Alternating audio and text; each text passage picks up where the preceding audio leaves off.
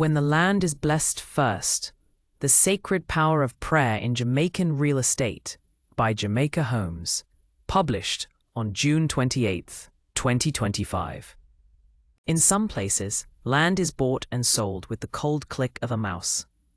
But in Jamaica, something deeper normally happens first. I remember it clearly as a child. A family had just bought a small plot on the edge of town. Before any concrete was mixed, before a single truck arrived, they gathered. Not just the family, but the whole church. A pastor in a white collar, elders in pressed suits, women in wide hats, children in school shoes.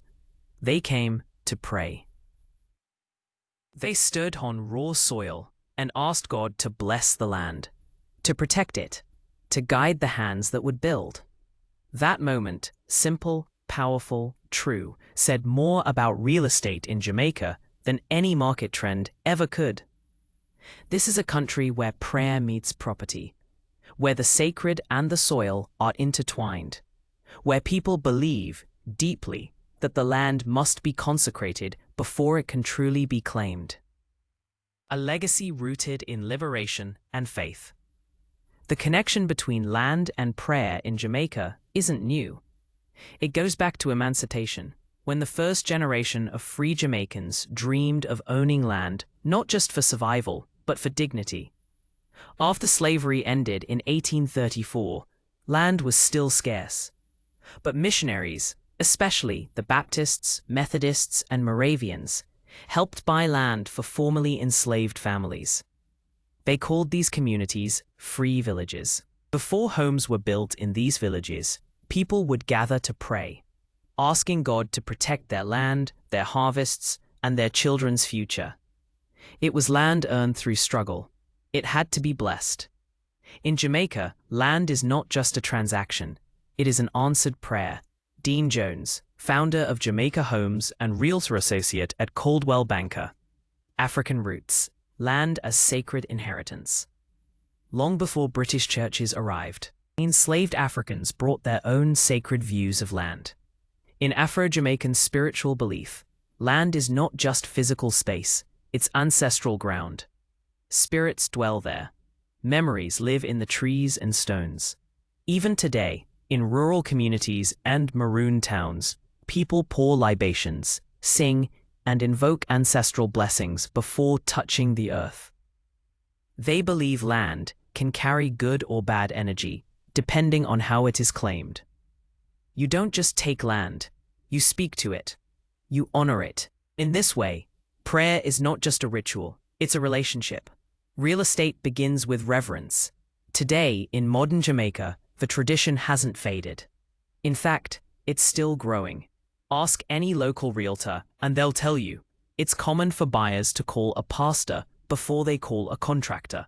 At groundbreaking ceremonies, you may see a Bible instead of a blueprint. People read Psalm 127, "Except the Lord build the house, they labor in vain that build it." It's not superstition, it's culture, faith, and spiritual intelligence. Prayer is the protection over generations of inheritance. House blessings, land vigilance, and spiritual authority. In working class and farming communities especially, blessing the land is a must. There's a quiet belief. If you don't pray over land, bad luck might follow. Fights over boundary lines, sudden floods, projects that never seem to finish. Some Jamaicans won't buy land until they've asked God in prayer. And sometimes, they'll walk away from a deal if something doesn't feel right spiritually.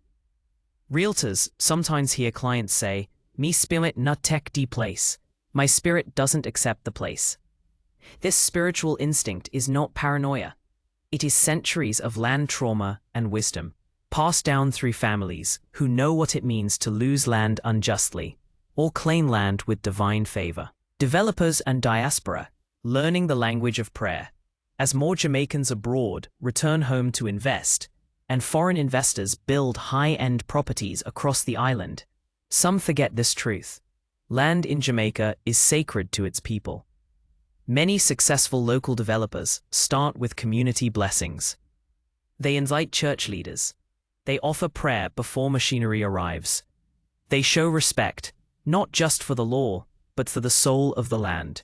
Ignoring this can lead to pushback, but respecting it can open doors, not just spiritually, but socially, legally, and ethically. The role of the church in land justice.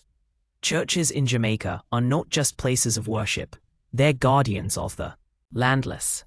When squatters are threatened with eviction or rural communities face displacement, it's often the church that steps in, not just with advocacy, but with intercessory prayer. In some cases, land conflicts are met not with lawyers, but with prayer vigils. On disputed lands, believers plant crosses, read scripture aloud, and claim the space for righteousness. To some, this seems symbolic, but in Jamaica, symbols carry power. Prayer is protest. Prayer is protection. A land of prayer and possibility. To outsiders, Jamaican real estate might just be a business. But to those who live it, it's a blessing and a burden that must be met with prayer first. If you walk through a new development and see olive oil on the foundation, or hear old women singing before a roof is raised, know this: you are standing on holy ground. And perhaps that's why Jamaica's real estate future is so strong. Because it's not just being built with money, it's being built with faith. The land belongs to God first. We're just stewards. That's the difference between ownership and reverence. Dean Jones, Realtor Associate and founder of Jamaica Homes.